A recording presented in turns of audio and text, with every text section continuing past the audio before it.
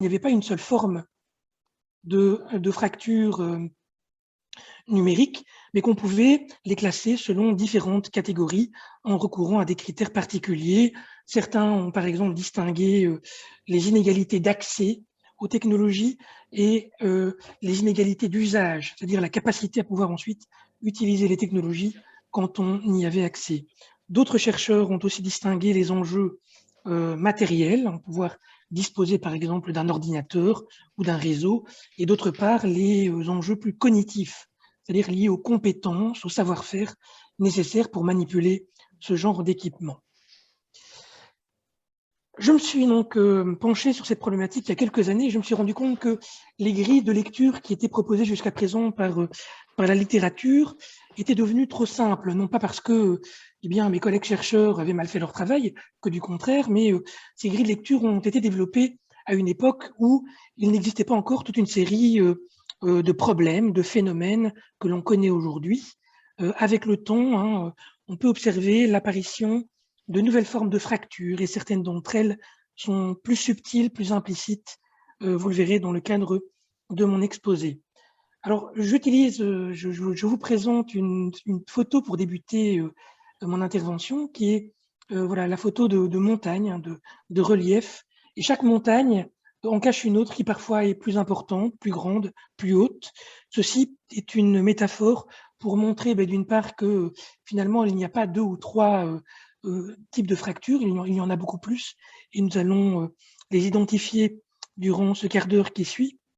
Et puis par ailleurs, lorsque on pense pouvoir surmonter une fracture, comme par exemple le fait de enfin pouvoir disposer d'un matériel performant, un matériel informatique performant, l'accès à un réseau de haut débit, eh bien on va constater que apparaissent, que l'on est confronté, contraint à d'autres fractures.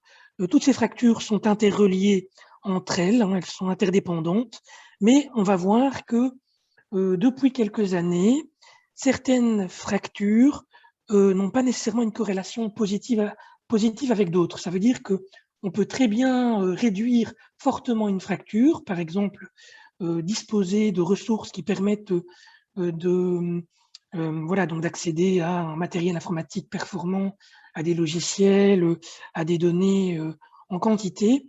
Mais par contre, le fait d'en disposer peut parfois nous rendre plus vulnérables par rapport à d'autres enjeux.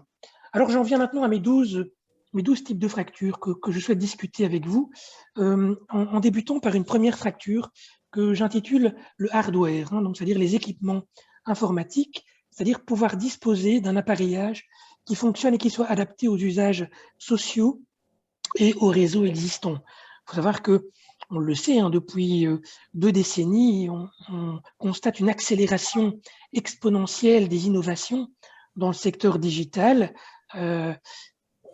aussi une certaine obsolescence.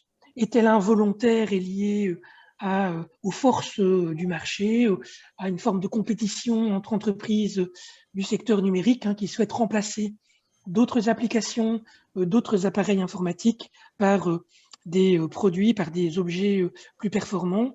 Mais on peut aussi évoquer sans aucun doute une certaine obsolescence programmée qui force aussi une partie des utilisateurs à devoir, après un certain moment, à remplacer leur matériel informatique parce qu'il n'est plus adapté, par exemple, aux logiciels utilisables et proposés sur le marché, ou encore au réseau.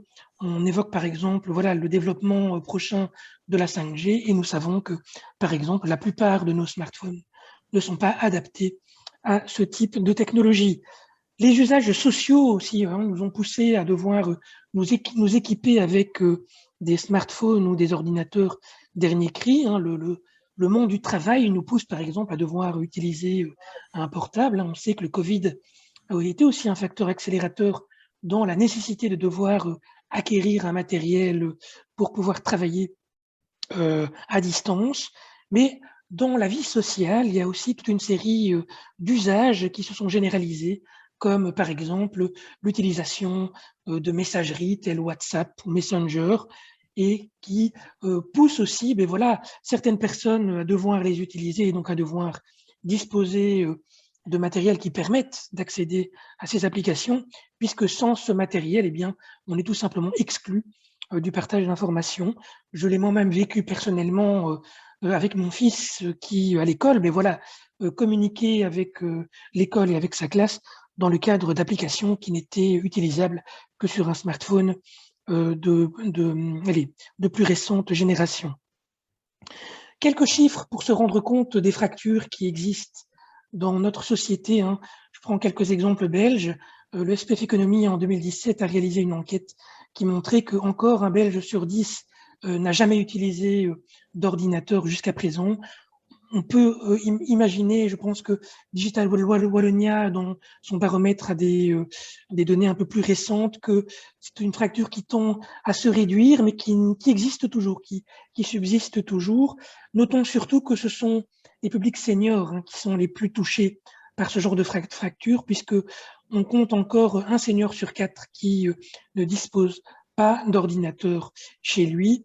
Et puis par ailleurs, parmi tous les Belges qui n'ont jamais utilisé d'ordinateur, eh bien 20% d'entre eux n'en ont pas, tout simplement parce que l'équipement est beaucoup trop cher par rapport à leurs revenus. J'en viens à mon deuxième type de fracture qui porte sur l'énergie. On l'oublie souvent, mais c'est bien beau d'avoir du matériel performant si on ne peut pas le brancher à une prise, à un réseau de distribution d'électricité. Eh bien, on pourra toujours courir, on ne pourra jamais l'utiliser et accéder au logiciel que l'on souhaite utiliser. L'accès à l'énergie donc, correspond au fait d'être en mesure d'alimenter l'appareillage en énergie afin de le faire fonctionner. J'aime bien cette photo qui montre un sans-abri qui branche un smartphone à une prise accessible dans une rue. Pourquoi? Parce que, et je l'avais évoqué lors d'un précédent colloque, à Amsterdam, une expérience pilote a été menée il y a quelques années pour permettre aux sans-abri de pouvoir disposer d'un accès à l'énergie et alimenter les smartphones, puisque dans la vie quotidienne des sans-abri, eh bien, le smartphone est un outil quasiment de survie et surtout un outil qui leur permet de continuer à avoir une vie sociale, je ne vais pas dire satisfaisante, mais au moins minimale. Et ça les aide aussi à pouvoir prendre connaissance, par exemple, de toute une série de services auxquels ils peuvent accéder pour manger, pour dormir en hiver, etc. On rappelle qu'aujourd'hui, on comptabilise au moins 700 000 sans-abri en Europe, mais on peut penser que le chiffre est sous-estimé et que la croissance est énorme depuis 10 ans, notamment liée à l'immigration que nous connaissons. En Belgique, un Belge sur 5 est en situation de précarité énergétique, rappelons-le, dans le contexte actuel de hausse des prix et de la facture énergétique. Et on peut craindre que dans les prochaines années, prochaines décennies, le prix de l'électricité va continuer à croître, notamment parce que différents paramètres vont en ce sens. Je pense par exemple au fait qu'on va électrifier davantage les usages et notre économie et que donc la demande va augmenter, poussant donc les prix vers le haut, sachant aussi que pour produire de l'électricité, eh bien, on doit aussi émettre du CO2 et que à un moment donné, on devra aussi payer le carbone au prix auquel il correspond réellement. Troisième type de fracture, c'est le réseau. Accéder à un réseau performant qui permet de pouvoir aussi utiliser correctement ces équipements et les applications que l'on souhaite mettre en œuvre. Je prends un exemple ici donc de chiffres qui proposés par Eurostat qui montrent que la Belgique serait, j'utilise le conditionnel, l'un des pays européens où les télécommunications sont les plus chères en Europe.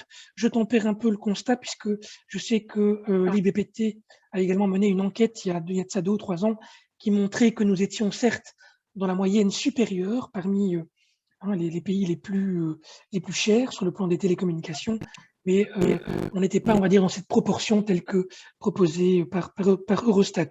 Cela étant, je rappelle que 10% des Belges n'ont pas Internet chez eux et que parmi les raisons évoquées sur le fait qu'on n'a pas Internet chez soi, eh bien, on cite souvent le fait que on ne dispose pas d'un Internet fixe rapide, mais aussi on ne dispose pas de matériel parce que c'est trop cher, je l'ai évoqué tout à l'heure. Puis enfin, on ne dispose pas d'Internet tout simplement parce que c'est trop cher par rapport à ses revenus. Je sais que les derniers chiffres de Digital Wallonia évoquent le chiffre de 6% aujourd'hui, non pas de Belges, mais de Wallons qui accèdent désormais à Internet. Quatrième fracture, c'est l'accès à des applications, à des logiciels informatiques qui soient adaptés aux usages individuels et collectifs. Je vais donner un exemple très concret pour montrer qu'encore aujourd'hui, on peut aussi être confronté à des fractures importantes lorsque l'on veut accéder à certains types d'applications. Auparavant, souvenez-vous, en tout cas pour celles et ceux qui ont mon âge ou qui sont plus âgés, lorsqu'on achetait un logiciel en général, on disposait d'une disquette ou d'un CD-ROM et on pouvait posséder son logiciel à vie. Et en général, le logiciel proposait un all inclusive. On avait toutes les applications intégrées dans l'offre proposée par la société informatique. Et on a glissé progressivement, et aujourd'hui, on en est quasiment exclusivement à ce genre d'offre, à des produits qui sont mis en location aujourd'hui. On est plutôt dans un abonnement, un forfait à durée déterminée. On paye par journée, par mois ou par année un service, une application qui souvent propose une offre de base, mais ensuite on doit payer des suppléments si on souhaite accéder à des extras, à des extensions ou à des services complémentaires. Et donc tout ceci montre aussi que finalement le prix pour accéder à des logiciels tend en moyenne quand même à se renforcer parce qu'on doit renouveler son forfait, on doit renouveler son abonnement de manière régulière alors que ce n'était pas le cas auparavant. Cinquième type de fracture, c'est la donnée. Aujourd'hui, on sait que c'est un enjeu qui est majeur dans le secteur du numérique et dans la société. Il y a une explosion de la production de données, une explosion des usages des données, de leur transformation. Voici un graphique qui montre l'évolution récente et les projections futures de l'usage des données sur les smartphones dans le monde. Et on voit qu'en termes de gigabytes, que les choses explosent un peu partout sur notre planète. La donnée est un élément essentiel puisque même si on accède à un réseau performant, qu'on a un smartphone dernier cri qui est alimenté en électricité, eh bien, si on n'accède pas à la donnée, évidemment, on ne sait pas faire tourner son logiciel. La donnée est, à l'image du carburant, à l'image de l'énergie, le deuxième carburant dont nous avons besoin pour faire fonctionner et utiliser correctement les technologies numériques. Exemple que je prends ici, c'est que beaucoup de quotidiens, beaucoup de sites d'information aujourd'hui proposent des contenus de qualité, mais qui sont désormais payants, alors que auparavant, la quasi-majorité ou la quasi-totalité des contenus informationnels étaient gratuits, étaient libres d'accès. Donc c'est comme une tendance lourde que l'on peut observer un peu partout chez donc les sociétés d'information et les médias traditionnels. Ça leur permet aussi de pouvoir évidemment obtenir des ressources financières pour continuer à perdurer, puisqu'on voit que la vente par exemple, de la presse papier tend à se réduire au profit des usages en ligne, mais ça crée aussi une sorte d'exclusion par rapport à toute une série de personnes qui n'ont pas les moyens financiers, par exemple, de se payer un abonnement auprès d'un site d'information. Autre élément qui peut aussi poser problème par rapport à la qualité des données, ce sont les fake news. Je prends ici un chiffre qui est proposé par le CSA en France suite à une enquête menée en 2020 qui montrait que en France, environ 40% de la population s'informe essentiellement sur les réseaux sociaux et les vidéos en ligne et non pas sur les sites d'information officiels. Or, la même étude montre que que les fake news que l'on connaît bien sont partagées 9 à 10 fois plus sur les réseaux sociaux que les informations qui sont diffusées par les médias traditionnels, les médias entre guillemets plus fiables. Et donc ceci pose aussi la question de l'accès à la qualité de l'information à partir du moment où on s'oriente vers des sites gratuits ou uniquement vers des réseaux sociaux et non pas vers des sites de qualité qui deviennent payants, eh bien ça peut aussi créer une forme d'inégalité. Sixième fracture, c'est la sécurité. Rappelons que les données stockées sur les smartphones et les ordinateurs sont des données qui sont fragiles, qui sont vulnérables, parce qu'elles peuvent faire l'objet soit d'attaques, de hacking, de hameçonnage, de virus. On peut perdre ces données où on peut les dévoiler au grand public alors qu'elles peuvent avoir un caractère confidentiel, mais on peut aussi parfois perdre ces données qui peuvent parfois être importantes ou avoir une valeur sentimentale importante. Je pense par exemple aux photos que nous avons de nos enfants, hein, ou des photos de notre propre enfance qui auraient été numérisées et que nous pourrions perdre par exemple suite à un incendie ou à des inondations. Je pense évidemment aux événements tragiques qui ont frappé l'Est de la Belgique, une partie de l'Allemagne et du Grand-Duché durant juillet dernier. Et on peut s'imaginer que beaucoup de familles ont probablement dû perdre une partie de leurs données à caractère personnel. Septième type de fracture, ce sont les capacités, les aptitudes physiques. Et ça touche vraiment au thème qu'on aborde aujourd'hui, la fracture numérique des seniors. On voit un schéma qui avait été réalisé par l'Union européenne dans le cadre de l'enquête SILC, qui montre la croissance de la dépendance, de la perte d'autonomie en fonction de l'âge. Et on voit que lorsqu'on atteint plus ou moins 80 ans, 60 à 70% des personnes sont confrontées à une perte d'autonomie, à un handicap, dont 30 à 35% un handicap, une perte d'autonomie sévère qui peut affecter la capacité à pouvoir utiliser un ordinateur ou un smartphone et pouvoir lire, par exemple, ce qu'il y est écrit. J'aime bien l'image de cette tablette qui a été développée récemment en braille et qui permet à des personnes malvoyantes ou aveugles d'accéder aux services en ligne, à l'Internet et aux interactions. On rappelle quand même que 1% de la population est aveugle ou souffre de malvoyance sévère.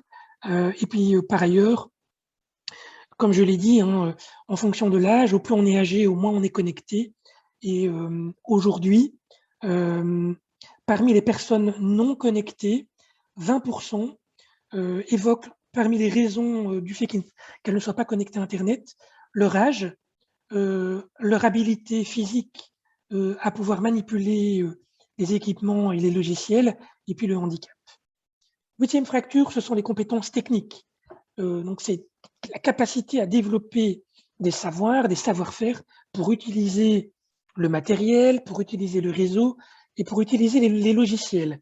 J'aime bien ce chiffre publié par Digital Wallonia qui montre que globalement, eh bien, on a quand même depuis quelques années une population qui a développé des savoirs et des savoir-faire, mais on voit qu'au plus on monte, on va dire, dans les compétences pour pleinement utiliser les ressources numériques, au plus, eh bien, il y a toujours cette fracture qui persiste.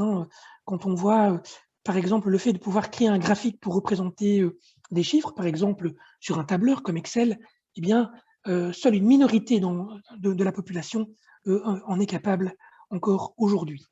Rappelons aussi que par rapport aux compétences techniques, il y a aussi la capacité à savoir lire et écrire qui prédispose, qui détermine notre capacité à utiliser à bon escient correctement les technologies numériques. Or, en Belgique, par exemple, on compte environ 10% de la population qui ont du mal à lire ou à écrire. Donc, à partir du moment où on en est incapable, ou lorsqu'on rencontre des difficultés par rapport à ce genre de savoir et de savoir-faire, il est évidemment compliqué de pouvoir pleinement utiliser le numérique. Neuvième fracture, ce sont les compétences stratégiques. Ça correspond à ce que certains auteurs ont intitulé les compétences informationnelles et les compétences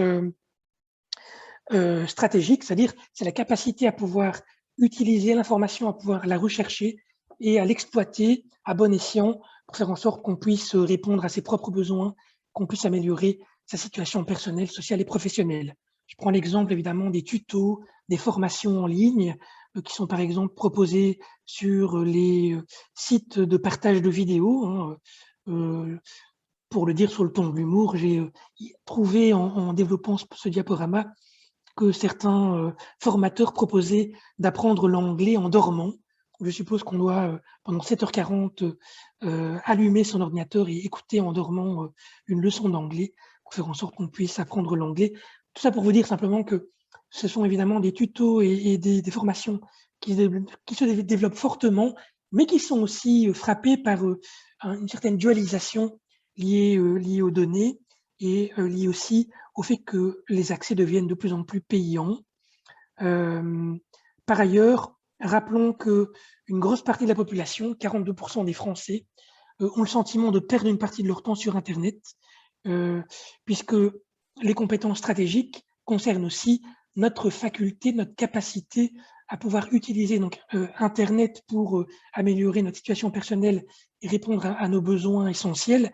Et le fait donc, par exemple, d'utiliser, par exemple, des réseaux sociaux ou regarder des images ou lire des vidéos qui n'ont aucun sens, peut aussi finalement amener certaines personnes un peu à perdre leur temps et à décrocher sur le plan social par rapport à d'autres. 10e fracture, c'est le capital social. Ça, c'est une nouvelle forme de fracture qui émerge de plus en plus. C'est l'idée que toutes les fractures sociales qu'on peut observer dans la vie réelle, comme par exemple, comme je l'ai dit, le morcellement de la société, la fragmentation de la société en sous-groupes sociaux, en communautés, le fossé qui se crée entre eux, eh bien, on le retrouve aussi sur la toile, sur le web. On sait très bien que les réseaux sociaux utilisent des algorithmes pour créer des bulles dans lesquelles les personnes qui ont les mêmes préférences, les mêmes habitudes vont se retrouver et observer les mêmes contenus sur leur fil d'actualité. Et donc, ce sont des phénomènes qui accentuent le fossé entre ces sous-groupes sociaux, ces communautés. Mais le capital social, ça concerne aussi le fait qu'on n'est pas tous mis sur un même pied d'égalité dans notre capacité à pouvoir, dès le départ, peser sur, par exemple, le débat sur la toile, de pouvoir être visible, de pouvoir avoir un impact sur l'opinion numérique, l'opinion sociale, l'opinion publique sur Internet. Et à nouveau, les inégalités financières peuvent aider certains à impacter davantage et influencer davantage l'opinion sur Internet parce qu'il existe aussi des services de publicité payante ou encore de commentaires, de likes, de vues, mais que l'on doit payer par exemple sur certains sites tels que Twitter. Le capital social, ça concerne aussi le phénomène de violence, de stigmatisation, d'exclusion que l'on peut observer de plus en plus sur les réseaux sociaux. Le fait que certains vivent ce sentiment d'isolement, d'exclusion, voire de stigmatisation. 11e fracture, c'est la santé. C'est un phénomène nouveau, mais qu'on évoque de plus en plus, notamment dans le secteur de la psychologie, de la psychiatrie et de la médecine. Donc le fait qu'aujourd'hui on utilise durant plusieurs heures les équipements informatiques, Internet, en moyenne dans le monde, on utilise Internet 3 heures par jour, mais on sait bien que cette moyenne, elle est répartie inégalement en fonction des âges et des profils. Donc, ça veut dire que certains utilisent leur ordinateur, évidemment, 8, 10, voire plus heures par jour. Et puis d'autres utilisent les réseaux sociaux plusieurs heures. Certains aussi tombent dans une forme d'addiction aux réseaux sociaux, d'addiction aux jeux en ligne. Et tout ça peut évidemment amener à toute une série de troubles mentaux et physiques qui, de plus en plus, intéressent le monde médical. Dernier type de fracture, c'est ce qu'on va appeler l'indépendance ou la non-dépendance technique. C'est une fracture qui, comme la précédente, est inversement corrélée aux autres fractures. C'est-à-dire que au plus on va être, entre guillemets, digitalisé, au plus la 11e et la 12e fracture auront tendance, en tout cas au plus le risque que ces deux fractures se renforcent sera important. Donc cette 12e fracture est plutôt liée à notre vulnérabilité, notre dépendance aux technologies numériques. On sait que la société et l'économie tendent à se numériser de plus en plus et on s'y habitue, on développe nos compétences, mais cela signifie aussi que de plus en plus, eh bien, on devient incapable de pouvoir faire sans. Je prends l'exemple très récent d'il y a quelques heures de la panne mondiale de Facebook et donc voilà, donc j'ai lu que énormément d'entreprises dépendent aujourd'hui de Facebook dans le cadre de leur communication, dans le cadre de la promotion de leurs produits et leurs services. Et donc, évidemment, ça a créé un impact important par rapport à leurs activités. C'est quelque chose qui touche aussi les particuliers. Le fait qu'aujourd'hui, certaines personnes sont incapables de pouvoir s'orienter sans GPS dans l'espace, ou par exemple que d'autres, sont incapables d'utiliser toute une série de low technologies. Donc voilà, donc j'en termine avec cette conclusion qui est de dire que finalement, on a une complexité de fractures numériques qui se sont accumulées au fil des ondes, donc qui sont interreliées les unes par rapport aux autres et qui devraient intéresser, voilà, donc qui devraient continuer à intéresser les pouvoirs publics afin que ceux-ci puissent aussi intervenir pour les réduire à l'avenir. Je vous remercie. Merci beaucoup pour cette vraiment très très belle typologie des fractures numériques.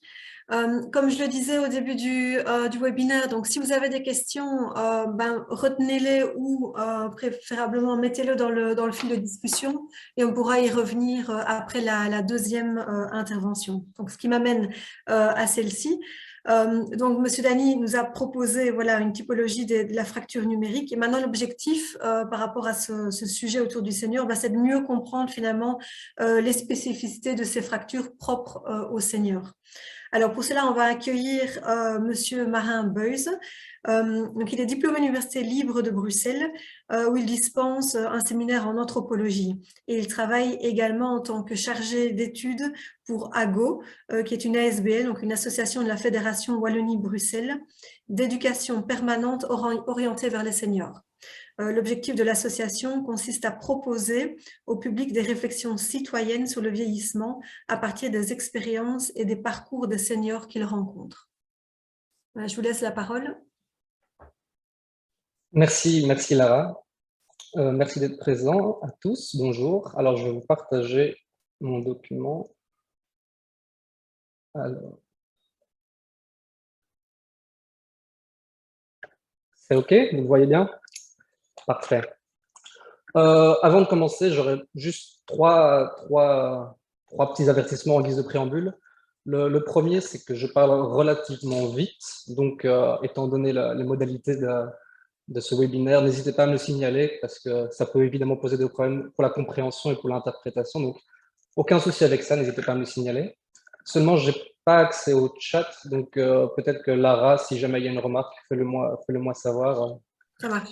Parfait. Le second, ça concerne directement le contenu. Moi, je m'intéresse aux seniors, aux personnes âgées. Lorsque je parle de seniors, partons du principe que je parle des personnes qui ont 70 ans ou 75 ans et plus, parce que parfois on a tendance à intégrer les personnes de 60 ans, voire 55 ans. Il faut savoir que la cassure, elle se situe vraiment à partir de 70 ans et même 75 ans. Donc dès que je parle de seniors, ce sera pour ce groupe-là. Quand on intègre les 60 ans et plus, évidemment, les statistiques sont particulièrement meilleures que quand on s'intéresse aux personnes bien plus âgées. Et le troisième, c'est que l'essentiel des données chiffrées, alors il n'y en aura pas beaucoup, simplement à l'introduction, des données chiffrées viennent du rapport de la Digital Wallonia, donc ça ne concerne que la Wallonie. Il faut savoir qu'au niveau du pays, au niveau fédéral, il n'y a pas en fait, de données existantes jusqu'alors sur les personnes au-delà de 74 ans, donc ce qui pose problème dans notre cas. Et alors, il y a un rapport, je l'ai vu, j'ai eu le temps de le parcourir, mais pas entièrement. D'ailleurs, il a été référencé dans le chat. Un rapport qui a été paru il y a 2 semaines. Ce n'est pas sur celui-ci que je me base. Donc, les informations sont quand même similaires. C'est sur celui de 2019. Donc ça, juste, on est au clair là-dessus. Voilà, donc, de manière générale, la fracture numérique des seniors, où en est-on? Alors, je voudrais commencer en donnant simplement un chiffre qui date de 2019. Ce chiffre, c'est 90%. 90% de la population wallonne a accès au numérique. En fait, quand on s'intéresse aux 75 ans et plus, on a 58%. Il y a une grande différence. Et cette grande différence, alors, certes, cela peut être surprenant qu'on tombe à 58%, mais ce n'est pas tant ça qui va m'intéresser ici, c'est plutôt dans la tendance. En 2017, il n'y avait que 30% des 75 ans et plus qui avaient un accès à Internet chez eux. On passe de 30% en 2 ans à 58%. Autrement dit, les seniors sont de plus en plus intégrés numériquement, leur retard se résorbe petit à petit, et ça va suivre la politique qui est menée depuis quelques années, c'est la politique d'un Internet pour tous. Alors, si on s'arrêtait à là, on aurait tendance à dire chouette. Donc, en 30 ans, tous les seniors ont un accès au numérique. C'est allé un peu trop vite, en fait. Parce que, comme le pointe très justement le rapport de la Digital Wallonia, la fracture numérique n'est pas en train de disparaître, elle va se transformer en évoluant d'une fracture d'accès à une fracture de compétences et d'usage. Ça a été assez abordé dans la présentation précédente, donc je ne vais pas aller plus loin. Tout ce qu'il faudra retenir, j'ai envie de dire, c'est qu'on passe d'une fracture numérique au singulier aux fractures numériques au pluriel. Alors ici, j'ai repris trois axes, même si 12 avaient été proposés dans la présentation précédente. Pour cette raison, parce qu'on passe d'une fracture au singulier à des fractures au pluriel, le rapport de la Digital Wallonia va développer un nouvel indicateur. Ce nouvel indicateur, c'est celui de maturité numérique, comme je vous propose ici. Et lui, il va s'intéresser aux usages et aux compétences. Et là, en fait, les résultats sont, sont assez différents. En considérant à la fois donc, ces usages et ces compétences, on va se rendre compte que 20% de la population wallonne est fracturée. Et parmi ces 20%, 50%, c'est ce que j'indique en rouge, ici 50% sont des personnes de 70 ans et plus qui sont fracturées. Ce qui concerne en fait 293 000 personnes. Alors si on se rapporte... Es muss lauter gesprochen werden, es ist nicht zu verstehen. Bien sûr. Ça va trop vite, c'est ça?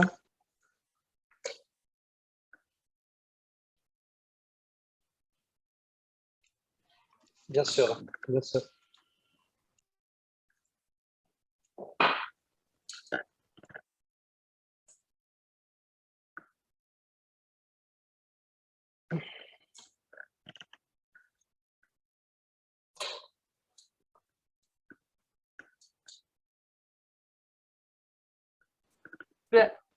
C'est bien, merci. D'accord, super. Donc, comme je vous le disais, 50% des fracturés numériques auraient 70 ans et plus, ce qui concerne 293 000 personnes. Alors, si on se réfère à Stade Bell et qu'il y a environ 480 000 seniors en Wallonie, ça nous donne par un rapide calcul 60% des seniors seraient des fracturés numériques. Donc, nous voici avec une série de chiffres en tête. On a le problème, 60% des seniors seraient des fracturés numériques. Il faut le solutionner. Alors, qu'est-ce qui est souvent proposé? Ça va être faciliter l'accès, distribuer des équipements, éduquer les enfants, former les adultes. L'idée, ça va être d'intégrer tout le monde. Autrement dit, il y a un projet, le train qui roule à pleine vitesse, et ceux qui ne sont pas confortablement installés doivent prendre le train en marche. Alors, par exemple, le slogan qui est assez frappant de la Digital Wallonia, c'est « Nous transformons la Wallonie ». Alors, évidemment, je ne veux pas tomber trop dans la caricature, le rapport va émettre quelques réserves face à ce tout numérique. Est-ce que ce ne serait pas un projet utopiste? Et là, je le cite à nouveau dans leur conclusion. Il est aussi indispensable de conserver des dispositifs qui permettront aux personnes moins habiles sur le plan numérique de pouvoir exercer leurs droits dans la société. Exercer leurs droits dans la société, c'est vraiment ce qui va m'intéresser donc dans le cœur de cette présentation. Alors, voilà, je voudrais revenir d'abord sur le concept de fracture, que ce soit fracture au singulier ou au pluriel, parce que souvent quand on propose ce concept sans approfondir, comme mon collègue l'a rappelé il y a quelques minutes, il est assez peu opérant en fait pour décrire la réalité qu'on observe. Alors moi, je vais proposer autre chose qu'une typologie. Je vais d'abord revenir sur ce concept de fracture. Pour moi, lorsqu'on parle de fracture, on renvoie à un imaginaire particulier, qui est celui de la casse. Or, il n'y a pas d'un côté les intégrés et de l'autre les exclus. La séparation est assez arbitraire et relative. En fait, il faudrait plutôt voir ça comme deux pôles d'un même continuum sur lequel on va tous se positionner et se situer, selon nos pratiques. Et ces pratiques, justement, elles vont dépendre de nos capacités et de nos besoins. Elles ne sont pas hors sol. Je reviendrai par là-dessus après. La fracture renvoie également à l'imaginaire de l'accident, c'est-à-dire à quelque chose dont on ne s'attend pas. Et pourtant, ça n'a rien d'inédit, en fait. La fracture, elle est d'abord le reflet d'inégalités sociales, économiques, culturelles, géographiques, qui sont préexistantes et qui s'ajoutent les unes aux autres selon les parcours individuels. Là, je vais reprendre l'expression d'un sociologue que je trouve très juste à ce propos, c'est qu'on peut y voir l'état du monde. En fait, le numérique ne doit pas être pensé comme quelque chose à part de la société. Les inégalités qu'on trouve dans le monde sont les inégalités qu'on va retrouver dans le monde numérique. Les seniors ne sont certainement pas tous déconnectés. C'est vraiment un mythe à déconstruire. Ce ne sont pas tous, alors que ça peut paraître trivial, je le sais, ce ne sont pas tous des êtres fragiles et vulnérables. Il ne s'agit pas d'un groupe homogène, d'une part. Et c'est d'ailleurs pour cela que c'est un peu trop rapide de conclure que les personnes âgées ont un problème avec le numérique ou elles ne sont pas susceptibles à s'engager dans le numérique. Il serait plus juste d'observer que la vieillesse va s'accompagner d'inégalités particulières. Alors celles-ci peuvent être physiques. On pense par exemple aux problèmes de vue, d'écoute, de fatigue. On peut parler de difficultés de mémoire, d'apprentissage. Entre parenthèses, les compétences numériques demandent sans cesse d'être actualisées, la formation d'être continue et répétitive. En fait, c'est un combat de tous les jours. J'observe moi-même avec ma grand-mère, c'est vraiment un combat de tous les jours et répétitif. On peut aussi penser aux problèmes psychologiques, de crainte, de stress, qui va limiter l'accès au numérique, et aussi de point de vue social. En fait, tout simplement, quand on parle aux personnes âgées, ce qui évoque le mieux, c'est la socialisation tardive des personnes âgées au numérique face aux jeunes qu'on appelle, alors de manière un peu aussi fausse, des digital natives. Donc, il ne faut pas trop alimenter ce mythe des personnes âgées fracturées, peu intéressées par le numérique, et faire attention à ce discours un peu généralisant. Pour le dire plus simplement, la vieillesse accroît les risques, elle accroît les risques d'être en situation de vulnérabilité. La question qui se pose alors, c'est est-ce que le numérique permet-il de réduire ces risques? Elle accroît les risques d'être en situation de vulnérabilité. Comment le numérique peut-il être bénéfique, en fait? Donc, on passe d'une fracture numérique aux fractures numériques au pluriel. Et maintenant, je vais m'intéresser, en passant de ces fractures numériques, aux inégalités numériques, voire, comme je vous l'ai dit, sociales. Puisqu'on peut y voir l'état du monde, on peut même parler d'inégalités sociales. Alors, je voudrais vous partir d'un exemple, c'est celui d'une campagne de sensibilisation à l'inclusion financière qui a été organisée par Financité, alors avec le slogan « Banque, dehors les seniors ». Pour information, il y a eu une commission parlementaire en région wallonne le 7 septembre dernier, donc il y a tout juste un mois, sur ce sujet. Donc voilà, c'est une campagne de sensibilisation qui date de l'année dernière, mais qui reste vraiment d'actualité. Alors, je voudrais vous partager un témoignage. Donc c'est un enfant qui parle, enfin un adulte, enfant qui parle de sa maman, qui est une dame de 91 ans. Donc je vous lis. Ma mère est autonome, y compris dans la gestion de son budget, mais elle n'est pas autonome pour tout ce qui implique la digitalisation. Je vais donc chez elle chaque semaine faire les virements en ligne à sa place. J'en ai pris la charge un peu par défaut, car mes frères et sœurs sont trop loin. Cela exige beaucoup de communication entre nous, car c'est très délicat. On parle de supprimer l'agence BNP Paribas Fortis chez elle. Cela la stresse, car si c'est le cas, elle ne pourra plus gérer son cash. Donc on le voit en fait, cette non-maîtrise des outils bancaires a des conséquences sur l'autonomie de la personne. On voit à quel point le manque d'autonomie, comme ils disent dans la digitalisation, va avoir impacté l'autonomie de la personne dans sa vie quotidienne. Il faut bien comprendre alors que les inégalités d'accès, d'usage et de compétences, donc ce qu'on appelle les fractures numériques, ne constituent pas en soi un problème. Lorsqu'on est âgé, on est susceptible d'avoir une mémoire moins bonne, on est susceptible d'avoir des problèmes de vue, on est susceptible d'avoir des problèmes de préhension. C'est un constat. C'est un constat sur lequel on peut agir, sur lequel on devrait agir pour améliorer les choses, mais c'est un constat qui, a priori, n'est pas discriminant.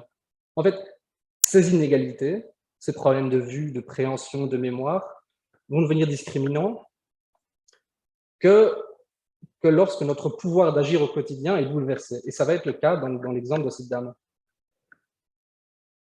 Lorsque l'on oblige ceux qui marchaient selon le rythme à courir pour rattraper le train. Donc, jusqu'alors, l'incapacité de cette dame, donc ce qu'on appelle son manque d'autonomie pour tout ce qui implique la digitalisation, ne lui posait certainement pas de problème. Elle était autonome. Sa maîtrise des outils numériques était certes inégale, mais cela ne bousculait pas son quotidien. En revanche, et c'est ce que dénonce en fait la campagne de sensibilisation de Financité, c'est que la digitalisation récente des services, alors principalement bancaires dans ce cas-ci, et le manque d'alternatives physiques, c'est-à-dire qu'on va fermer les guichets de banque, ou bien les guichets de gare, ou bien les guichets de poste. Donc, cette digitalisation va créer un nouveau besoin pour les personnes âgées. Et c'est là, parce qu'elle aura du mal à répondre, parce qu'elle aura par exemple un problème, des problèmes qui sont liés à la vieillesse, par exemple d'un problème de mémoire, un problème de préhension, etc., tout ce que j'ai évoqué précédemment, c'est là qu'il va y avoir la violence. En fait, elle va passer d'une fracturée numérique à une fracturée sociale. Et là, on se rend compte que l'exclusion du numérique, être exclu du numérique, va créer une exclusion par le numérique. Et c'est ça qui, pour moi, est fondamental. Dans l'exemple de cette dame, on voit bien que le numérique n'accompagne pas son vieillissement. Ça va poser un problème. Il va en aggraver les difficultés.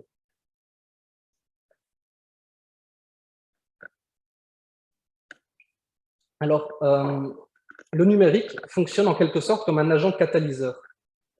C'est d'ailleurs ce que va rappeler les auteurs d'un rapport très intéressant proposé par la Fondation Roi Baudouin, dans lequel les deux ou trois auteurs rappellent que en fait, les bénéfices de la numérisation croissante, donc c'est tout ce qu'on évoque pour l'instant, de la société profiteraient surtout aux groupes socialement, culturellement et économiquement avantageux, ce qui va accroître les écarts entre les groupes sociaux. Donc on voit bien que c'est un effet catalyseur. Autant ça peut faciliter la vie des personnes âgées, autant ça peut aggraver les écarts entre les groupes sociaux. Pourtant, de base, la démocratisation du numérique, en fait, en tant qu'idéal, ça viserait normalement à améliorer la situation des personnes. On se sert du numérique comme un instrument pour mieux agir au quotidien, pour augmenter notre pouvoir d'agir. Et en fait, on parle généralement en sociologie d'empowerment, de capacitation. Alors, je voudrais prendre mon cas personnel, parce que c'est celui que je connais mieux. Donc, ma grand-mère, que j'aide régulièrement aux outils numériques, même si je ne lui apporte pas la formation dont elle a besoin. Donc, c'est une dame de 87 ans qui a des problèmes de mobilité assez importants. Et ben, pour faire ses virements bancaires, si elle passait par une application sur son téléphone, ce serait évidemment plus facile. Évidemment plus facile, puisqu'elle n'aurait pas besoin de se déplacer à la banque. Et donc là, on aurait envie de dire, le numérique, par l'utilisation et la maîtrise de sa tablette, lui apporterait quelque chose. Mais si seulement elle savait s'en servir, en fait. Si seulement elle pouvait être capable d'être autonome et de pouvoir réaliser elle-même ses virements bancaires via l'application. C'est la raison pour laquelle, selon moi, on a parlé d'inégalité numérique. Alors, je sais que j'ai proposé quelques définitions, mais c'est la dernière. Je crois que c'est la dernière. Les inégalités numériques, alors c'est pas de moi, c'est d'un autre sociologue, les inégalités numériques sont d'abord des privations de capacité à saisir les prises positives de l'informatique connectée. Je fais une petite pause pour digérer la phrase. Ce qui va être important dans cette phrase, ça va être le terme saisir, je vais revenir par là-dessus, et puis les prises positives. Les prises positives, c'est tout ce que j'ai évoqué, les bénéfices. Dans le cas de ma grand-mère, ça va être pouvoir faire ses virements bancaires chez elle, sans devoir être accompagnée, parce que pour se déplacer, elle a besoin d'être accompagnée jusqu'au banquier, ou jusqu'à la banque, en fait, jusqu'au guichet de banque. Donc, en fait, pour moi, saisir, il doit être pris dans plusieurs sens. Le premier, ça va être saisir au sens de prendre. On peut saisir de manière physique ou intellectuelle. Je prends, j'apprends. On peut saisir sa chance. J'entreprends. Ça va être qu'est-ce que le numérique va pouvoir me donner comme moyen de réalisation? Quels sont les bénéfices? Et puis, le troisième sens, c'est je comprends. Je saisis l'idée. En fait, je saisis l'intérêt du numérique. Je saisis les bénéfices que ça va pouvoir m'apporter. Et les inégalités du numérique, elles vont se situer pour moi à ces trois niveaux du saisir. Et donc, je crois que c'est important pour réaliser que les inégalités numériques ne sont pas des réflexions abstraites, mais qu'elles se situent véritablement dans les pratiques quotidiennes. Pour penser mieux la fracture numérique, il faut vraiment se comprendre comment, dans nos pratiques, nous utilisons le numérique. Et comment donc les personnes âgées peuvent utiliser à leur manière le numérique et comment cela peut éventuellement poser problème et donc causer une fracture. C'est vraiment se rapporter aux pratiques. Alors, je vais reprendre l'exemple de ma grand-mère. Elle n'arrive pas à saisir sa tablette correctement. Souvent, elle la tient à l'envers. Donc, l'appareil photo est en dessous. Alors, il faut déjà remettre. Lire l'écran avec ses problèmes de vue est compliqué. Alors, elle appuie trop fort avec son index. Elle ne sait pas où chercher les informations. Par exemple, quand c'est s'aimer, elle ne sait pas où se trouve la flèche pour retourner, où se trouve le petit icône pour écrire un nouveau mail, etc., etc. Et même en suivant ses notes, donc lorsqu'on lui écrit des notes sur un post-it, comme si c'était une recette de cuisine, dès qu'il y a un problème, en fait, elle s'y perd. Donc, elle peut suivre mécaniquement, mais elle ne peut pas être autonome. L'autonomie, c'est pouvoir justement surmonter des obstacles nouveaux par ses propres moyens. En suivant une recette de cuisine, de manière mécanique, elle n'y arrivera pas. Donc, dès qu'elle oublie une étape, il faut recommencer à zéro. Quand elle appuie sur le bouton central, elle reste souvent, alors moi ça m'arrive aussi régulièrement, elle reste trop souvent appuyée et Siri la surprend là, que puis-je faire pour vous? Et alors, son problème également, c'est lorsque Siri ne répond pas à sa demande, enfin ne comprend pas sa demande plutôt, elle devient frustrée, elle doit répéter 5, 6 fois sa recherche Google. Alors, tous ces exemples, c'est pour vous expliquer que ces difficultés qui sont inhérentes à la vieillesse d'une dame de 87 ans, ça explique les raisons pour lesquelles elle a du mal à saisir, au sens de saisir les bénéfices, au sens de comprendre. Ça limite les possibilités de saisir tout ce que sa tablette pourrait faire pour se soulager la vie. Donc, c'est pourquoi j'insiste vraiment sur ce saisir, ces 3 points du saisir. Bien, en guise de conclusion, simplement, alors le merci arrive un peu tôt, en guise de conclusion, je voudrais rappeler, en fait, tout d'abord que les seniors ne constituent pas un groupe homogène. C'est pour ça qu'il est évident que lorsqu'on fait des rapports comme ceux proposés par la Digital Bologna, qu'on mette en avant les groupes d'âge, c'est évidemment très pertinent pour avoir des statistiques, mais ça ne permet pas de comprendre la différence entre les personnes qui ont 80 ans et qui viennent d'un milieu social plutôt pauvre ou plutôt défavorisé, et des personnes qui sont alors parfois très entourées socialement, qui ont des gros moyens financiers, des gros moyens sociaux, ou des gros moyens de capital culturel, etc. Il y a vraiment des divergences parmi les personnes âgées. C'est banal, mais les statistiques nous empêchent parfois de voir que les seniors ne constituent pas un groupe homogène, et qu'au sein de ce groupe, il y a des vraies divergences. La vieillesse, en fait, produit des inégalités et va en aggraver des inégalités déjà existantes. Ensuite, en deuxième point, alors je vous l'ai déjà évoqué plusieurs fois, pour être opérante, le concept de fracture numérique, ça soit utilisé au singulier ou au pluriel, ou même d'inégalité numérique, ce concept devrait être pensé comme un continuum de pratiques, et non pas en tant que fracture. Et enfin, alors, je vois qu'il y a un message sur le chat, pardon, ça m'a perturbé. Enfin, voilà, une dernière phrase, je rappellerai de manière un peu triviale que l'inclusion numérique ne pourra pas se faire de force, en fait. Le numérique peut certainement soutenir les personnes âgées, et en fait, il peut le numérique accompagner leur vieillissement. Il ne faut donc pas condamner nécessairement les outils mis à leur disposition. Il reste simplement à voir, et ça va être le sujet de l'échange, il reste à voir comment, dans les faits, on peut réduire les inégalités qui limitent leur capacité à saisir les bénéfices du numérique. Voilà, je vous remercie, et je vais laisser la parole à la... Merci beaucoup. Alors, on a eu droit à une présentation super intéressante donc, sur l'impact finalement du numérique sur l'accroissement des inégalités sociales. Et puis finalement, on parle d'inégalités numériques. Il nous reste quelques minutes. Si vous avez des questions par rapport aux 2 présentations qu'on vient d'avoir. Alors, soit vous prenez directement la parole, vous allumez votre micro et vous posez votre question, soit vous le mettez dans le chat. Dans le fil de discussion, pardon.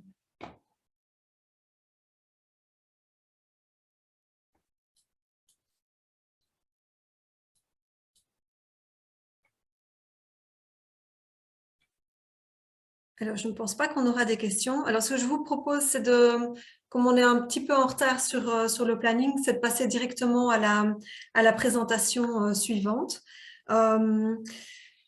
Et donc, on va passer à Madame Marianne Grans, que nous avons la chance d'accueillir et qui va nous parler de l'association, au nom, pardon, de l'association Europage, par rapport finalement, ce que l'association Europage, donc c'est une association des seniors pour les seniors. Et ce que Madame Grans va nous présenter, c'est finalement le point de vue des seniors, les constats qu'eux peuvent avoir, les besoins que les seniors peuvent avoir, toujours par rapport à ce côté numérique. Alors, pour présenter Madame Grans, donc elle est présidente d'Europage depuis 8 ans, mais elle a été aussi, et ce n'est pas une mince chose, ministre de l'Éducation et des Sports, puis des Femmes, de la Famille et de la Santé dans les années 90. Aujourd'hui, Madame Grans s'occupe à un poste honorifique pour l'apprentissage numérique dans la Sarre. Elle est très intéressée par le fait de rassembler les jeunes et les personnes âgées et de lutter ensemble pour une Europe des valeurs. Elle est également présidente de la Société d'amitié Ouest-Est et membre du conseil consultatif de la Fondation Talat Alayan. Alors, après sa présentation, directement après. Donc, on aura là aussi l'occasion, si vous avez des questions, de pouvoir les poser et d'en débattre. Marianne, je vous laisse la parole. Schön. Dankeschön.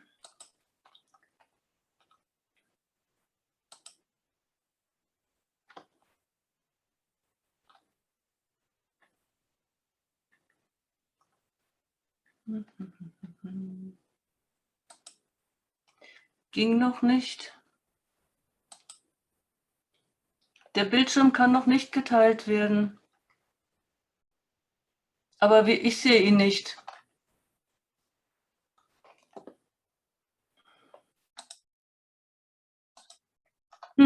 Sie sehen meinen Bildschirm? Ich sehe meinen Bildschirm jetzt nicht. Donc, il faut aller chercher votre présentation PowerPoint. Neue Freigabe. Nein, ich sehe sie nicht. Ja, mache ich. Ja, da ist es jetzt, genau. Ja. Ja. Ja. Ich beziehe mich in meinem kleinen Vortrag auf den 8. Altenbericht der Bundesregierung, ältere Menschen und Digitalisierung, die 2020 herausgegeben worden ist. Die wichtigsten Alternsforscher Deutschlands sind in diesem Komitee gewesen und haben über 2 Jahre also die älteren Menschen und die Probleme, aber eben auch die Fortschritte bei der Digitalisierung aufgezeichnet. Und man kann diesen Bericht sich bestellen. Er ist auch auf Französisch und auf Englisch erschienen. Und er ist für Deutschland natürlich sehr interessant. Es gibt viele Deckungsgleichheiten auch natürlich mit Belgien und mit Frankreich.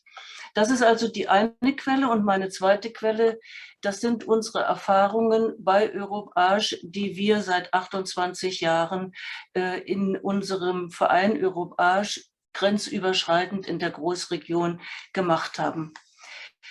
Die wichtigste Feststellung ist zunächst mal, dass die Menschen über 70 digital immer noch weitgehend abgehängt sind. Das kennen Sie auch aus Ihren Nachbarregionen. In Deutschland sind es 8,5 Millionen Menschen und davon vor allen Dingen die Menschen, die über 70 Jahre alt sind. Also erst die Hälfte aller 83 Millionen, Entschuldigung, erst die Hälfte aller von 83 Millionen über 70 nutzen das Internet, während es eben bei den 50- bis 59-Jährigen schon 94% sind. Und in der jüngeren Altersgruppe ist es immerhin bis 100%, bei den 60- bis 69-Jährigen 84%. Man kann fragen, woran liegt das? Und ich bitte Sie zunächst einmal auf die rechten Säulen zu schauen. Auch das ist bereits erwähnt worden in den beiden Vorträgen voran. Es hat etwas mit Bildungsniveau zu tun und mit Alter. Es ist klar, die Jungen wachsen in die Digitalisierung hinein. Es ist jetzt ja auch in der Schule ganz klar mit Fach geworden. Es wird in fächerübergreifend geübt. Es zieht praktisch in alle Berufe ein, die Digitalisierung.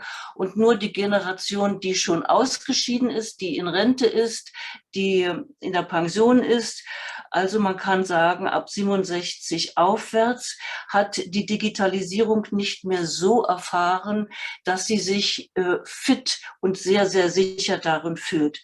Man sieht aber, dass die Menschen mit einer hohen Bildung, also mit einem guten Berufsabschluss und auch einer guten Berufstätigkeit bis ins hohe Alter digital unterwegs sein können und dass diejenigen, die vor allen Dingen Weiterbildung, das ist auch unsere Erfahrung, nachsuchen, im Digitalen sich fit machen. Welche Bereiche sind besonders betroffen? man kann sagen, das gesamte Leben ist davon betroffen. Wir können ohne Digitalisierung eigentlich nicht mehr in unserem Alltag auskommen. Beginnen wir mit dem Wohnen. Sicher und selbstbestimmt leben heißt eben auch Erleichterung, digitale Erleichterung in der Wohnung, in der Wohnumgebung zu haben. Das beginnt bei elektrischen Rollladen, über Garagentore, smarte Geräte, die auf die Uhrzeit genau auch schon den Kaffee aufbrühen und so weiter, die also auch uns im Alter per Knopfdruck erleichtern, lange zu Hause wohnen zu bleiben. Und das möchten 97% aller Menschen, die auch über 70 Jahre befragt worden sind, sicher und selbstbestimmt zu Hause leben zu können, solange wie es geht. Die Mobilität. Hier ist die erste Linie, die Selbstständigkeit zu erhalten. Das heißt, wenn ich einen ÖPNV, den öffentlichen Nahverkehr, benutze, bin ich in der Lage, durch meine körperliche Verfassung hier mich unabhängig selbstständig zu bewegen. Brauche ich Hilfe? In welcher Form brauche ich Hilfe? Brauche ich digitale Hilfe? Brauche ich einen Rollstuhl? Brauche ich sonstige elektro- oder robotergestützte Mobilität, um selbstständig zu bleiben? Die soziale Integration, miteinander aber anders, nennt es auch der 8. Altersbericht. Das heißt, dass wir miteinander in Gruppen arbeiten, dass wir natürlich auch durch unsere Einwanderung, durch unsere Flüchtlingsbewegung ein multikulturelles Deutschland geworden sind, in dem das Miteinander auch digital eingeübt werden muss, allein schon von der Sprache her und natürlich auch von den sozial anderen Erfahrungen bis hin anderes Essen, andere Kleidung und so weiter. Die Gesundheit ist sehr stark davon betroffen. Neue Wege der Versorgung erfahren wir über Internet. Dr. Google und Dr. Internet wird ja schon genannt, aber es bleibt natürlich immer auch der Hausarzt bestehen, den wir brauchen, den wir ansprechen müssen. Aber die neuen Wege der Versorgung können helfen, frühzeitig auch auf Beschwerden und auf etwas noch nicht Diagnostiziertes zu reagieren, um dann auch die digitale Sprechstunde zunächst zu benutzen. Die Pflege. Gerade bei den Älteren haben wir eine starke Zunahme bei Demenz und sonstigem Pflege, ist ja auch gerade eben genannt worden. Über 80 braucht eigentlich fast jeder eine kleine Unterstützung. Und darum geht es bei der Pflege. Digitalisierte Apparate sollen nicht die Pflege ersetzen, sondern nur sinnvoll unterstützen, zum Beispiel eben auch durch die Altenpflegerinnen, die dann nicht mehr ganz so schwer heben müssen. Der gesamte Sozialraum verbinden und vernetzen durch digitalisierte Angebote. Auch das, da werden wir anschließend nach unserem Webinar direkt wieder eine Einheit haben, nämlich niedrigschwellige Angebote für Seniorinnen und Senioren, die lernen, mit den digitalen Geräten umzugehen und sich sicher im Internet zu bewegen. Denn der Wunsch nach digitaler Souveränität ist bei den Alten genauso groß wie bei den Jungen. Ihren besonderen Augenmerk möchte ich auf die Frauen legen. Die Frauen sind im Moment diejenigen, die von der Kluft am meisten betroffen sind. Warum? Wir sind ja noch eine Frauengeneration, oder sagen wir mal andersherum. Ich bin eine erste Frauengeneration, die studieren durfte und die Ausbildung und Weiterbildung bis heute genießt.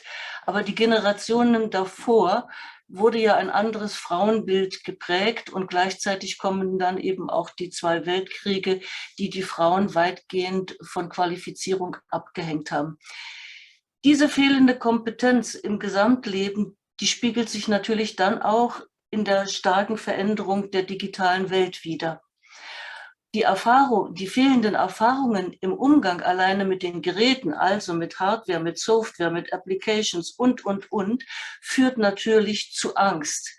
Und diese Angst ist wiederum eine Abwehrreaktion, dass man sagt, oh Gott, ich kann das nicht und dann werde ich vielleicht nur betrogen und die Daten werden mir gestohlen und vielleicht werde ich auch noch um mein Erspartes gebracht. Also Frauen zu motivieren, ist ein besonderes Anliegen aller derjenigen, die sich um Digitalisierung jetzt im Jahre 2021 und weitere folgende bemühen. Manches geht nur noch digital.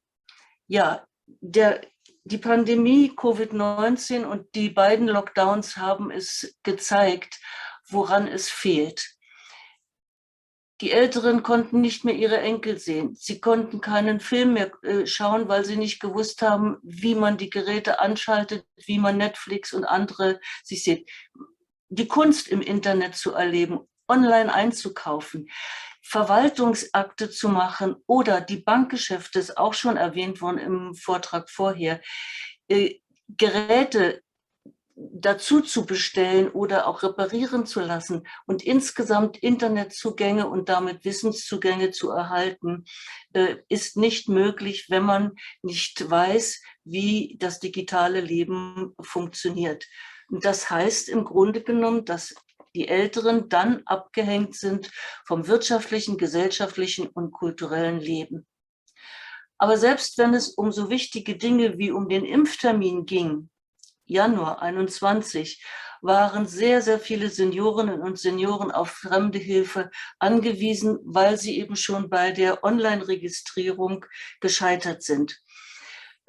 Früher haben das die Familien gemacht, aber heute sind ja unsere Kinder in der ganzen Welt verstreut. Man hat uns ja lange Zeit gesagt, bilde dein Kind so gut aus, wie du nur kannst und dann findet es die beste Arbeitsstelle.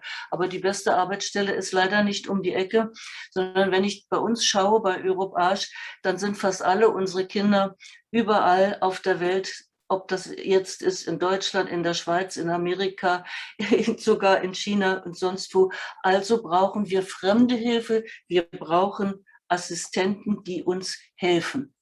Und da bin ich dann hier bei dem großen Thema, die digitale Hilfe älterer bedarf natürlich der Unterstützung. Wer kann unterstützen? Das wären Assistenten, die zum Beispiel auch in die Wohnungen gehen, in Nachbarschaften, Lotsen, die ausgebildet werden über die Volkshochschulen, über sonstige Weiterbildungseinrichtungen. Das sind die Kümmerinnen und Kümmerer in den Dörfern, die sagen, okay, ich kümmere mich um dich, was hast du, wo brauchst du Hilfe? Das sind Gemeinschaften, die zusammenfinden, wie zum Beispiel gute Nachbarschaften oder Seniorenbüros. Das ist aber auch eine Ebene höher, natürlich die Kommunen und auch das Land selber oder bei ihnen die Verwaltung des Landes und es sind Vereine wie wir als Europage.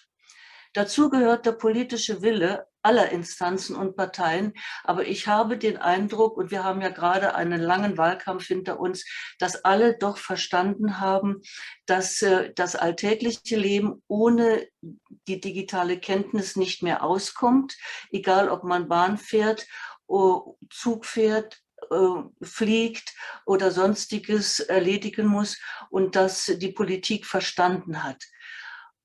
Aber sie muss natürlich dazu auch ausstatten. Es müssen finanzielle Mittel ausreichend bereitgestellt werden. Man muss großzügig fördern, wenn man wieder beginnt, einzuschränken über Barrieren und Hindernisse, über Formulare. Dann sind zu viele abgeschreckt und sagen, nee, das kann ich nicht machen. Das nimmt ja, das ist auch schon einmal gesagt worden, das nimmt ja viel zu viel Zeit von mir weg.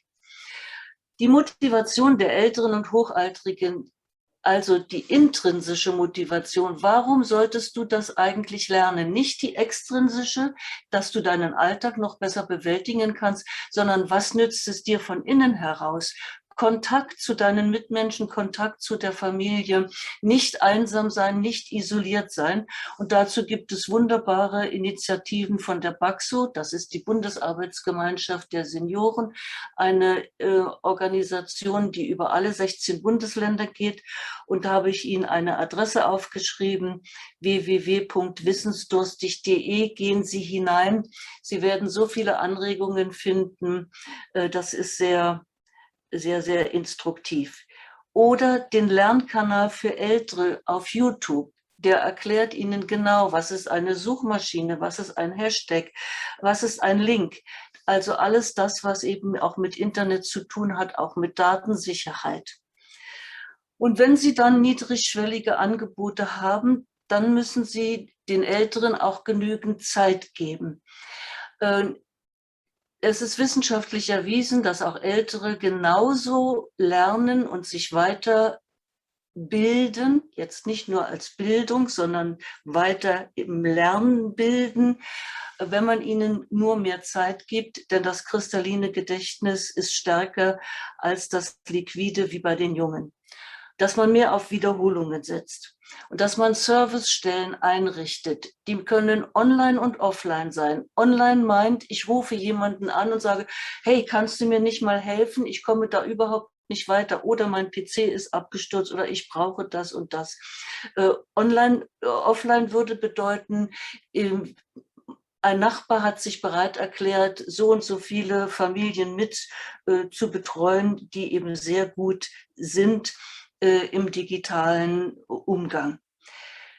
Man sollte, und das ist auch das Fazit des 8. Altenberichts zur Digitalisierung, einen Digitalkompass entwickeln, den sozusagen alle erreichen wollen, damit ihr gesamtes Leben damit erleichtert wird.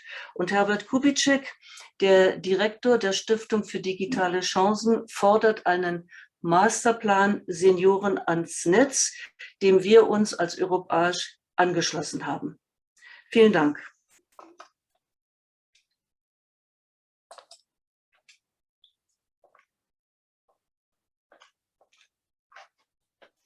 Merci beaucoup, Madame Grans, pour cette très belle présentation qui nous a présenté finalement les besoins des seniors et quelques initiatives vraiment très intéressantes qui sont mises en place en Allemagne. Avant de passer à la présentation suivante, est-ce que quelqu'un aurait une question pour Madame Grans?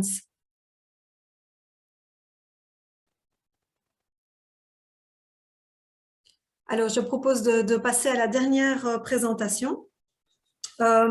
Qui va être réalisée par Madame Catherine Ziegler. Alors, depuis 2016, elle travaille à Réseau Média, Saarlor-Lux, et cette organisation active sur le territoire de la grande région souhaite contribuer à la promotion de la diversité culturelle et à une meilleure compréhension entre les habitants de Saarlor-Lux et de la grande région. L'association soutient également la coopération entre les entreprises de médias de la grande région. Et pour ce réseau, Madame Ziegler travaille dans différents projets d'éducation aux médias et est actuellement chef de projet de la campagne, alors je ne vais peut-être pas le prononcer correctement, mais donc c'est Onlinerland Saar, dont elle va nous parler aujourd'hui.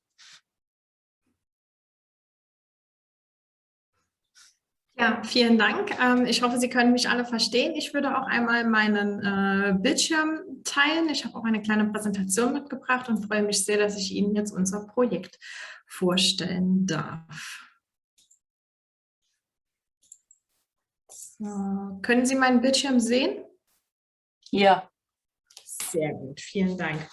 Ja, die Kampagne Onlinerland Saar gibt es jetzt schon etwas länger. Die wurde 2005 ins Leben gerufen und ich möchte da vielleicht gerade auch an dem eben genannten Masterplan Senioren ans Netz anknüpfen. Wir sind gestartet mit der Idee, im Saarland nachhaltig die Onlinerquote zu fördern und zu verbessern, denn das Saarland war in der Anzahl der vorhandenen Internetanschlüsse 2005 im Vergleich zu den anderen Bundesländern noch relativ weit abgeschlagen.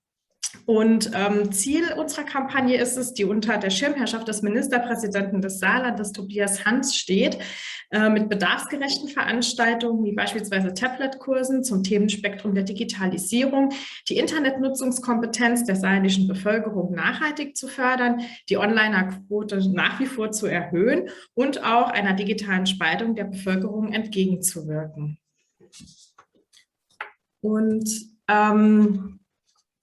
ja, wir sind, wie gesagt, 2005 gestartet, zunächst mit einem Kursangebot mit Laptops zu verschiedenen Themen und haben dann 2016 aber unser Kursprogramm auf Tablets umgestellt, weil einfach gerade mobile Endgeräte viel mehr in Umlauf gekommen sind und es natürlich für uns auch weniger Aufwand bedeutet. Wir haben uns für Tablets entschieden, da einfach die Bildschirmgröße etwas besser ist als auf dem Smartphone, aber trotzdem sozusagen die Bedienähnlichkeit noch gegeben ist. Unser Kursprogramm gliedert sich in Einstiegs- und Aufbaukurse. Das werde ich auch gleich noch mal ein bisschen mehr im Detail vorstellen. Und wir haben noch eine Sprechstunde Tablet, Handy und Co. Ja, und 2020 hat natürlich die Corona-Pandemie uns auch vor große Herausforderungen gestellt, denn unser Kursprogramm lebt davon, dass wir die Kurse vor Ort anbieten, saarlandweit, was dann natürlich nicht mehr möglich war. Und so haben wir in dem Zusammenhang Onlinerland Saar virtuell entwickelt und ja, unsere Kurse in ein Webinarformat umgewandelt und das Ganze als virtuelle Kränzchen benannt.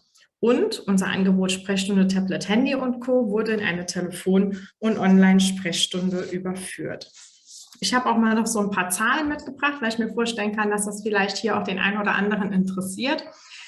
Also wir haben seit Beginn der Kampagne über 85.000 Saarländerinnen und Saarländer geschult. Davon sind 2/3 weiblich und wir bewegen uns im Durchschnittsalter in den letzten Jahren von 71 Jahren.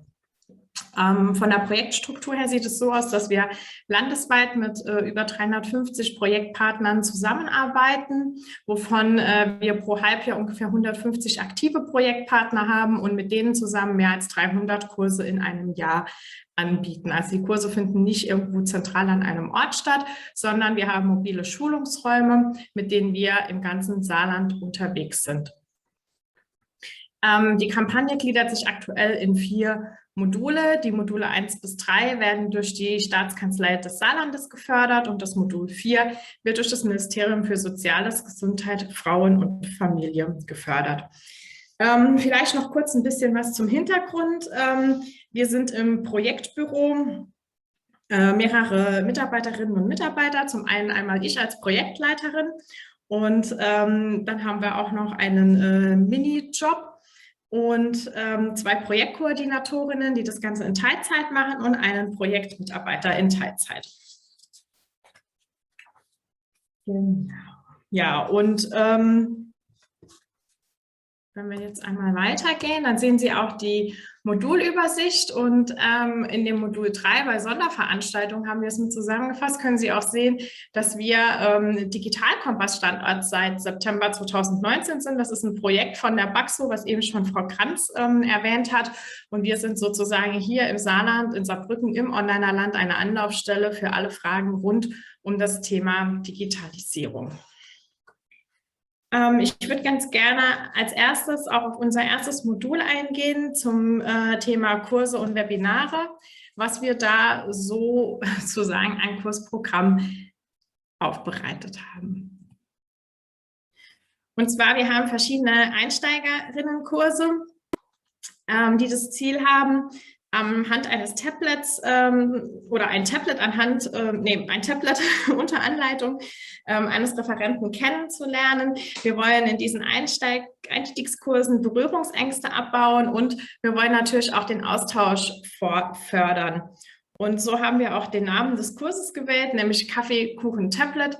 Das heißt, wir laden die Teilnehmerinnen und Teilnehmer zum altbewährten Kaffeeklatsch, zum Kaffeekränzchen ein und kombinieren das mit Neuem, indem wir halt uns auch gemeinsam den Tablets widmen und schauen, was denn alles die Welt der Apps und die Welt des Internets uns bringen kann. Und uns ist es natürlich auch sehr wichtig, dass all diese Angebote niedrigschwellig angelegt sind. Ein Ziel der Kurse ist natürlich auch, den Nutzen der digitalen Technologien zur Erleichterung des Lebensalltags für sich selbst herauszufinden und die Teilnehmenden gleichzeitig aber auch für einen bewussten Umgang ohne Ängste zu sensibilisieren. Wir wissen alle, dass im Internet, im Web, in der Welt der Apps die eine oder andere Gefahr lauert. Aber wenn man dafür sensibilisiert ist und weiß, worauf man zu achten hat, da geht das Ganze schon ein bisschen leichter. Genau. Ja, und unsere Kursthemen sind auch alle sehr alltagsnah angelegt. Das heißt, in dem ersten Einstiegskurs Kaffeekuchen Tablet schauen wir, welche Bedienelemente hat ein Tablet, was sind Apps, wie werden diese installiert, was gibt es für Datenschutzeinstellungen oder an welcher Stelle kann ich auch mein Tablet personalisieren. Im Kurs Kommunikation mit Tablets geht es darum, wie schreibe und versende ich eine E-Mail. Das kann man dann auch immer alles praxisnah ausprobieren. Also deswegen hat auch jeder Teilnehmer des Kurses, jede Teilnehmerin des Kurses ein Gerät zum Ausprobieren vor sich. Und ja, bei Kommunikation mit Tablets dürfen natürlich auch die bekannten Messenger-Dienste nicht fehlen. Und jetzt haben wir dieses Jahr neu im Programm den Kurs Online vernetzt, Videotelefonie und Videokonferenzen. Und da geht es natürlich auch darum, wie ich an einer Videokonferenz teilnehmen kann. Und dieser Kurs hat noch etwas ganz Besonderes, denn hier dürfen die Teilnehmerinnen und Teilnehmer ihr eigenes Gerät mitbringen. Denn wir haben uns überlegt, es bringt reichlich wenig, wenn Sie wissen, wie ich zu einer Videokonferenz teilnehme an unseren Übungstablets, aber zu Hause sieht das Gerät ganz anders aus. Und somit versuchen wir in diesem Kurs direkt am eigenen Gerät zu zeigen, wie denn eine Videokonferenz funktioniert. Ja. Bei den Aufbaukursen ist es so, dass wir dann schon so eine gewisse Grundfertigkeit im Umgang mit dem Tablet voraussetzen, dass sozusagen die Grundbedienung schon mal in groben Zügen beherrscht wird. Und dann widmen wir uns im Kurs sicher Einkaufen und Bezahlen mit Tablets, dem Thema beispielsweise, wie erkenne ich einen vertrauensvollen Webshop, welche Online-Bezahlmethoden gibt es. Und im Kurs Kultur und Reisen per App stehen dann Fragen auf dem Programm, wie plane und buche ich eine Reise online, wie sind Bewertungsportale zu betrachten, wie finde ich beispielsweise auch Kulturangebote hier in der Großregion und welche Apps sind hierbei nützlich. Ja. Und unser offenes Angebot, die Sprechstunde Tablet, Handy und Co., dient dann nochmal sozusagen als Abschluss der Kursreihe dazu, bei Fragen und Problemen Hilfe zur Selbsthilfe zu geben und kleinere Probleme nochmal am eigenen Gerät lösen zu können. Also zu dieser kann man auch nochmal sein eigenes Gerät mitbringen. Gibt es an dieser Stelle schon Fragen? Ich sehe nichts gut. Okay. Ja, und wie gesagt, im Rahmen von Online-Alanza virtuell haben wir dann unser Kursprogramm aufgrund der Corona-Pandemie in Videokonferenzen, in Webinare umgewandelt und haben das Ganze nochmal ergänzt um das Thema virtuelles Kränzchen Spezial, indem wir sozusagen aktuelle Themen und Fragestellen rund um Digitalisierung, Apps und Co. mit aufnehmen konnten. Das war vor allen Dingen gerade zu Beginn der Pandemie sehr wichtig, weil wir hatten beispielsweise ein Spezial zur Corona-Warn-App mit einem Wissenschaftler hier vom DFKI, vom Deutschen Forschungszentrum für Künstliche Intelligenz. Oder auch wir hatten ein Webinar nochmal extra zum Thema Online-Banking. Wir haben aber auch das Thema Nachbarschaft, Nachbarschaftshilfe. Was gibt es da an digitalen Angeboten mit aufs Tableau genommen oder auch online aufs Amt? Welche Online-Angebote gibt es beispielsweise, welche bei Bürgerdienst des Saar? Oder eben auch, was wir jetzt momentan auch aktuell weiter fortführen und was ein sehr beliebter Kurs ist oder ja, wir versuchen ja auch in den Videokonferenzen, dass es mehr so dem Austausch dient, ist unser virtuelles Koch- und Backstudio. Das heißt, wir verbinden hier das Thema Kulinarik mit der Welt der Apps, sprich beispielsweise jetzt gerade im Herbst Pilze sammeln. Was gibt es da für Apps, die mir vielleicht helfen, die Giftigen von den Ungiftigen zu unterscheiden, dass nachher nur die richtigen im Kochtopf landen? Und wie finde ich dann dazu noch das passende Kochrezept? Das sind alles so Themen, die wir in unserem virtuellen Kränzchen gerne mit aufgreifen. Weiterhin fortgeführt, auch über die Corona-Zeit hinaus, haben wir unsere Telefon- und Online-Sprechstunden. Die finden immer dienstags und donnerstags von 14 bis 16 Uhr statt. Die Kontaktaufnahme erfolgt per Telefon. Wir haben festgestellt, dass beispielsweise auch hierbei eine Mobilfunknummer oftmals für die Seniorinnen und Senioren eine Hemmschwelle war, sodass wir halt zusätzlich eine Saarbrücker Festnetznummer eingerichtet haben, über die man uns kontaktieren kann. Oder man könnte halt eben uns auch per WhatsApp anschreiben. Und hier versuchen wir auch nochmal Hilfe zur Selbsthilfe zu geben oder per Ferndiagnose kleinere Probleme zu lösen. Und dann haben wir auch auf unserer Webseite Videotutorial zu verschiedenen Themen. Das sind dann Schritt-für-Schritt-Anleitungen, kleine Erklärfilmchen, wie installiere ich eine App oder wie nehme ich an einer Videokonferenz teil. Ja, und wie setzen wir unsere ganzen Kurse um? Das ist wahrscheinlich ja auch eine Frage, die Sie sich stellen könnten. Was braucht man da an Personal? Ich habe ja eben schon gesagt, wir sind hier im Projektbüro. Eine kleine Truppe, die das alles zusammen bewerkstelligt, aber wir werden natürlich vor Ort unterstützt durch unsere Referentinnen und Assistenten. Das heißt, unser Kursteam besteht immer aus einem Referentin und einem Assistentin. Das heißt, der Assistent, die Assistentin haben während des Kurses die Aufgabe, den Teilnehmerinnen und Teilnehmern direkt am Tablet zu helfen, wenn Schwierigkeiten auftauchen, wenn sie zum Beispiel nicht mitkommen oder das, was der Referent, die Referentin gerade vorne erklärt, vielleicht am Tablet nicht umgehend finden. So haben wir immer noch eine zusätzliche Kraft dabei, die an der Stelle dann nochmal weiterhelfen kann. Von der Technik her haben wir 2 mobile Schulungsräume, die jeweils mit 20 Tablets mit dem Android-Betriebssystem ausgestattet sind. Wir haben immer dabei einen Beamer, der auch eine Screensharing-Funktion hat, also sprich, dass man halt das Tablet, den Bildschirm des Tablets projizieren kann. Wir haben eine Leinwand dabei, weil auch nicht immer jeder Raum unbedingt eine geeignete Hintergrundfläche bietet. Und wir haben natürlich auch einen LTE-Router dabei, um somit über mobiles Internet auch ein WLAN-Netz herstellen zu können, falls vor Ort das nicht gegeben ist. Ja. Und natürlich müssen ja auch unsere Kolleginnen und Kollegen zum Einsatzort kommen. Das heißt, wir haben auch ein Kampagnenfahrzeug für die Fahrten zum Veranstaltungsort. Und in unserem Modul 4 haben wir ein ganz besonderes Projekt, das wir zusammen mit dem Sozialministerium des Saarlandes durchführen und der Landesmedienanstalt, und das ist das virtuelle Mehrgenerationenhaus. Wir haben sozusagen die Idee der Mehrgenerationenhäuser aufgegriffen und erweitert um den Begegnungsraum in der virtuellen Welt. Das heißt, dass wir sozusagen den Teilnehmerinnen und Teilnehmern einen Tablet-PC zur Verfügung stellen, kostenlos. Und bei regelmäßiger Teilnahme während der Projektlaufzeit, das ist in der Regel ein gutes Jahr, können anschließend die Teilnehmerinnen und Teilnehmer auch den PC behalten. So können wir unsere Kommunikationsnetzwerke aufbauen, es können sich Gruppen bilden, Interessensgruppen bilden. Und es ist im Grunde genommen so ein bisschen auch, dass wir nennen sie auch Bewohnerinnen und Bewohner, ihr virtuelles Mehrgenerationenhaus selbst gestalten können. Unser Referent oder unsere Referentin kommt dabei regelmäßig zu Kursen hinzu. Es werden natürlich zuerst mal die grundlegenden Bedienelemente des Tablets kennengelernt. Man versucht sich dann erstmal auch über einen Messenger-Dienst auszutauschen. Es werden E-Mails geschrieben und es werden dann in den Tablet-Kränzchen verschiedene Themen und Fragestellungen zur Digitalisierung behandelt. Ja, und wir wollen mit diesem Projekt den Begegnungsraum vor Ort um interaktive Kommunikationsmöglichkeiten erweitern. Es soll eine generationenübergreifende Vernetzung der Saarländerinnen und Saarländer im virtuellen und im realen Leben stattfinden. Und natürlich soll das Projekt auch der Vereinsamung von älteren und körperlich eingeschränkten Menschen entgegenwirken. Und mittlerweile haben wir schon 18 Modellkommunen mit über 250 Teilnehmerinnen und Teilnehmern landesweit eröffnet. Und von den 18 Eröffneten sind auch aktuell noch 16 virtuelle Mehrgenerationenhäuser aktiv. Genau, ja.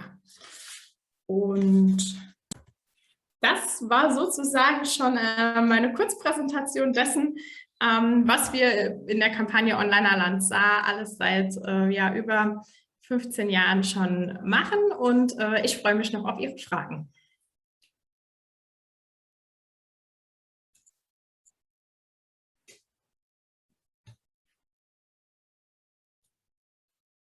Merci beaucoup. C'est vrai que je ne l'ai pas dit, mais on avait pour ambition de... de terminer ce webinaire avec un exemple, un cas inspirant qui est ici en Allemagne et qui rencontre beaucoup de succès. Est-ce qu'une personne ici aurait une question pour Madame Ziegler? C'est le moment, on va bientôt terminer le webinaire.